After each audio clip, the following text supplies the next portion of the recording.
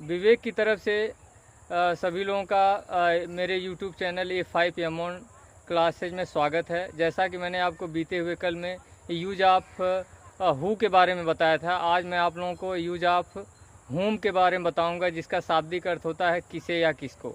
और इंग्लिश में अगर कहा जाए तो whom is use to ask about person, it is also use to find out object in sentence.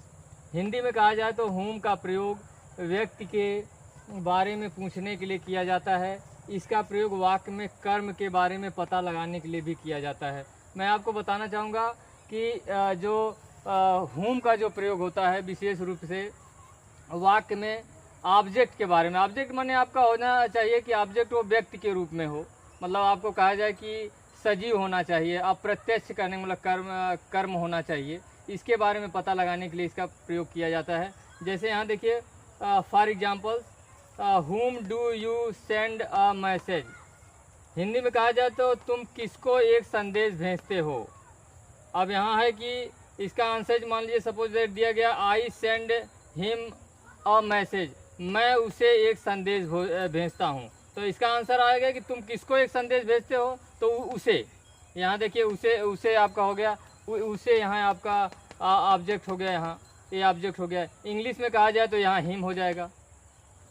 Next है जैसे whom did they give a pen, वे किसे एक कलम दिए। इसका सपोज दैट आंसर हो गया कि they give me a pen, वे मुझे एक कलम दिए। तो यहाँ मी आपका हो जाएगा ऑब्जेक्ट। और हिंदी में अगर वही चीज़ें कहा जाए तो आपका हो जाएगा मुझे इसमें आपका हो जाएगा आपका कर्म हो जाएगा। और देखिए अगला है whom will Anjesh teach, Anjesh किसको पढ़ाएगा। आंसर सपोज दैट इसका होगा Anjesh will teach the children, तो किसको पढ़ाएगा, चिल्ड्रन माने बच्चों को पढ़ाएगा। में बच्चों हो गया, या इंग्लिश में कहा जाए तो द चिल्ड्रन।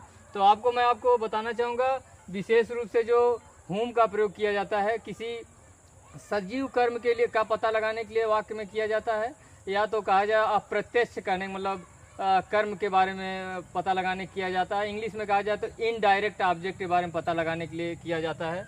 और मैं आपको बताना चाहूँगा नेक्स्ट डे मैं आपको डिफरेंट बिटवीन हु एंड हुम के बारे में बताऊँगा। और मेरा यूट्यूब चैनल A5 एमोन क्लासेस देखने के लिए आप लोगों को बहुत बहुत धन्यवाद।